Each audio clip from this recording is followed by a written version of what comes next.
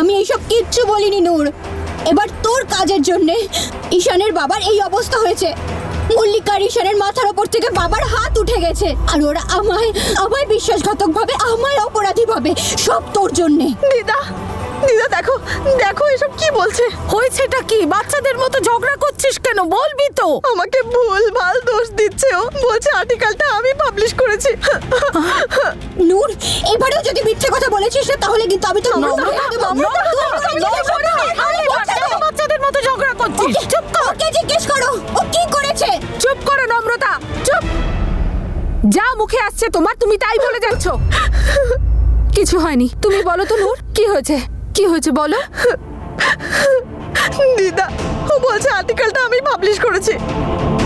ছি ছি ছি ছি নম্রতা, তোমার কি একটুও লজ্জা নেই? আরে তোমার বোন হয় ও। তুমি কি জানো ও তোমার পিছনে আমাকে কি বলে? মামি আমার খুব খারাপ লাগছে, আমি কিচ্ছু করতে পারছি না, নম্রতা এই অবস্থা আমার ভালো লাগছে না। আর তুমি কিরকম দিদি, তুমি ওকে দোষারোপ করছো। ছে। দেখ মা, তুই চল, নে বস এখানে, শান্ত হ। হ্যাঁ দেখ শোনা, আমি বুঝি যবে থেকে তোর সাথে ওই ঘটনা ঘটেছে তোর কোনো দিকে কোনো খেয়াল নেই, না নিজের দিকে নজর দিচ্ছিস না অন্য কোনো দিকে। আমি জানি রে মা, তুই এমন কোনো কাজ করবি না যাতে সম্পর্ক খারাপ হয়, কিন্তু মা তুই নিজেই ভাব নূর কেন করবে এমনটা। হ্যাঁ কাকিমা, একটু জিজ্ঞেস করো তোমার প্রিয় নম্রতাকে, ও যে কথাগুলো বলছে ওর কাছে কোনো প্রমাণ আছে এগুলো নূরই করেছে? উল্টো পাল্টা কথা বলে যাচ্ছে। হয়তো তোমরা ঠিকই বলছো, কোনো প্রমাণ নেই আমার কাছে।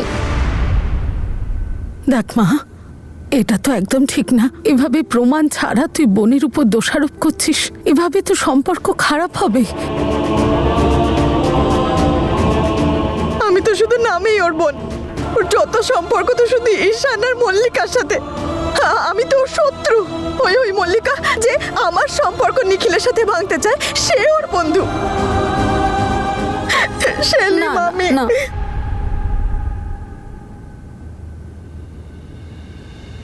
নে মার আমায়, মার মার নম্রতা, নম্রতা দাঁড়া, নম্রতার সঙ্গে নিয়ে আয়। কি করছিসটা কি তুই? বুঝতে পারছি না, আমি কিছু বুঝতে পারছি না। আমি কি বলছি, কাকে বলছি, কেন বলছি? আর্টিকেল আমার ল্যাপটপে ছিল, পোস্ট হলো। যদি নূর না করে থাকে তাহলে কি করলো?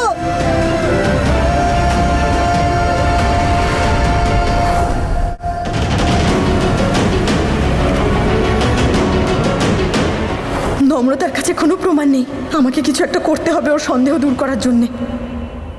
নম্রতা, তুই নিজের ল্যাপটপ সব জায়গায় নিয়ে যাস, তাই না? কলেজেও নিয়ে যাস। হয়তো তোর কোনো কলিগ, তুই তো সিমলাও গেছিলি, নিজের ল্যাপটপটা নিয়ে গেছিলি। হয়তো তোর ওই কলিগ যার থেকে তুই হেল্প নিচ্ছিলি, সেই এরকম একটা কাণ্ড ঘটিয়েছে।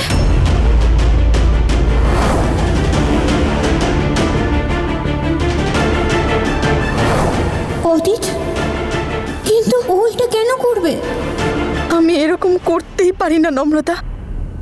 নূর একটু চুপ করে থাক না, দেখতে পাচ্ছিস না ওর অবস্থা, বুঝতে পারছিস তো? না দিদা, আমি ওর এই অবস্থার জন্য দায়ী নই। তাহলে আমি কেন ভোগ করব? কিন্তু একটু বোঝাচ্ছিস না দিদা, ব্যাস এবার যতদিন না আমার বিয়ে হচ্ছে আমি নম্রতার সাথে এক ঘরে থাকতে পারবো না।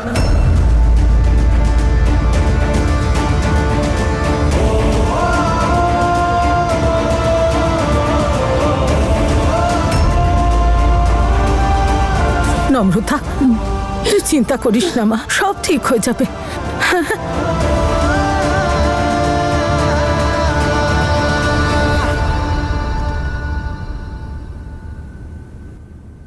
আন্তর্জাতিক ফ্লাইট নম্বর CA11IXC টরন্টো কানাডা থেকে চণ্ডীগড়ে অবতরণ করল।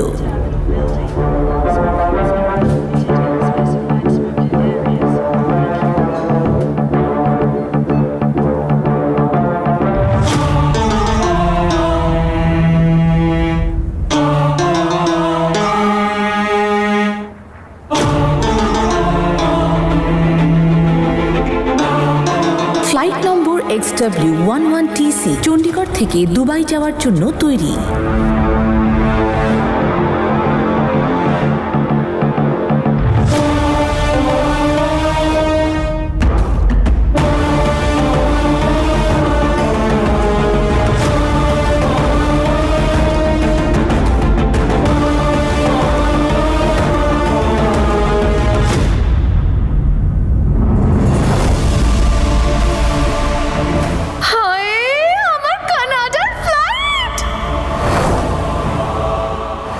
একটাই স্বপ্ন, কানাডা। তোমার এই স্বপ্ন আমি পূরণ করব।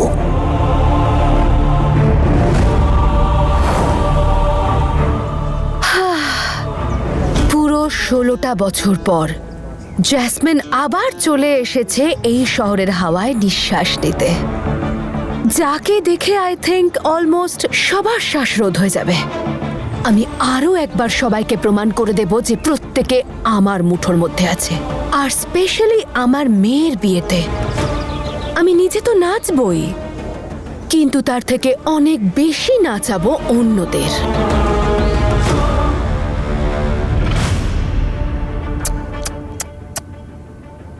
বিচারি আমাকে অপবাদ দিতে এসেছিল, তাও আবার কোনো প্রমাণ ছাড়াই। মানছে আমি ওর চেয়ে ছোট, কিন্তু ফুল প্রুফ কাজ কিভাবে করতে হয় সেটা টিউশন নম্রতা তোকে আমার থেকে নিতে হবে। এবার সবাই যখন এই ফটোজ দেখবে তখন এটা কেন বলবে না যে তোর আর তোর বেস্ট ফ্রেন্ডের হবু বরের মধ্যে কিছুই চলছে না।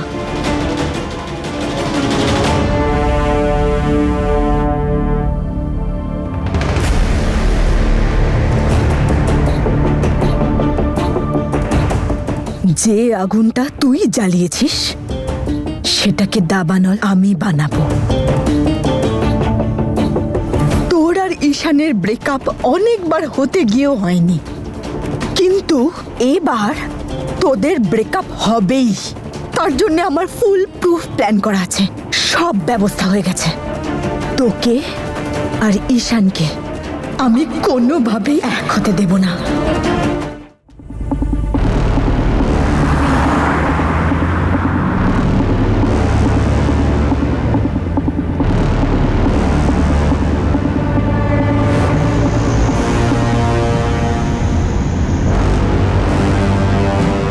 ষোলোটা বছর পেরিয়ে গেল।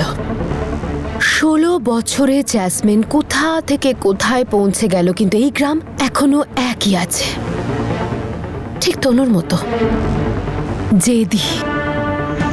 জেদি হলে হোক, আমার কি। আর এমনিতেও আমি তো এখন কানাডা, ও সরি, আমি তো এখন কানাডার বাসিন্দা হয়ে গেছি। থ্যাংক ইউ মা, thank you, thank you, thank you so much. মাত্র 6 বছর, মাত্র 6 বছর তুমি আমাকে তোমার সাথে রেখেছিলে, আর ওই 6 বছরে তুমি আমাকে সবকিছু শিখিয়ে দিয়েছো। চুপ করে থাকলেই সব সুখ পাওয়া যায়, আর এই ফর্মুলাটা প্রত্যেকবার কাজে লাগে। কোনো কিছু না চেয়ে, কোনো কিছু না বলে আমার কাছে সব কিছু চলে আসে। সেটা নিখিলের মতো ছেলের সাথে সম্বন্ধ হোক বা নম্রতার সর্বনাশ।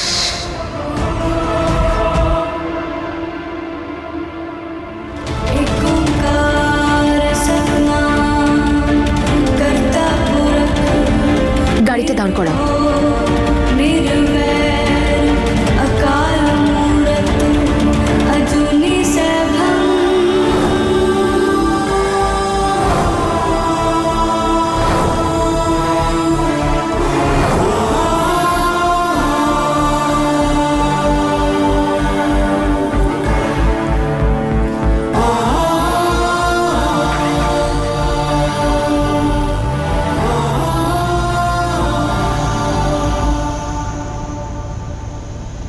গাড়িটা থামাও।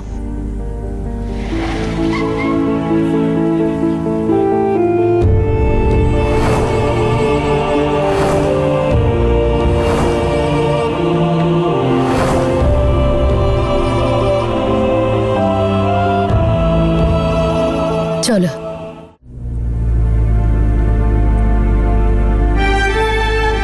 গাড়িটা দাঁড় করাও।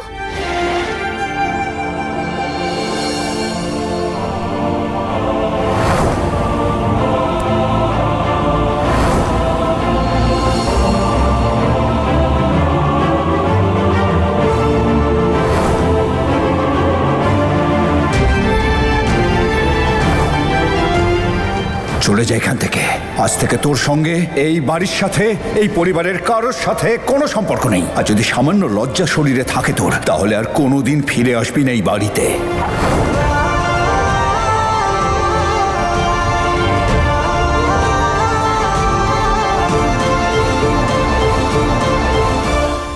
চলো।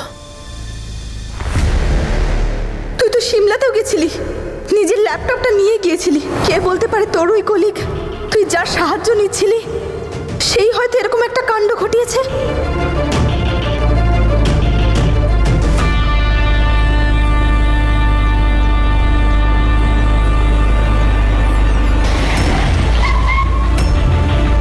আরে দেখে হাঁটুন।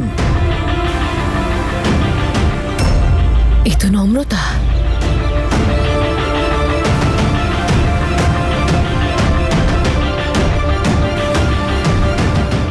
I'm sorry. I'm very sorry.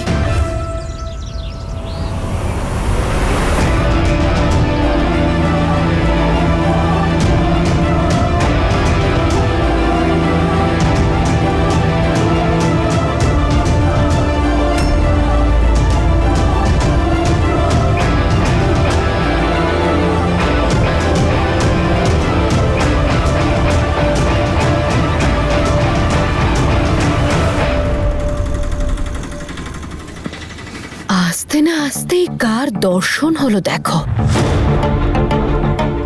যাই হোক, আমার জন্য ঠিকই আছে, কারণ এই তো আমার মেইন টার্গেট। এই নম্রতার হাত থেকেই তো আমার নূরকে বাঁচাতে হবে।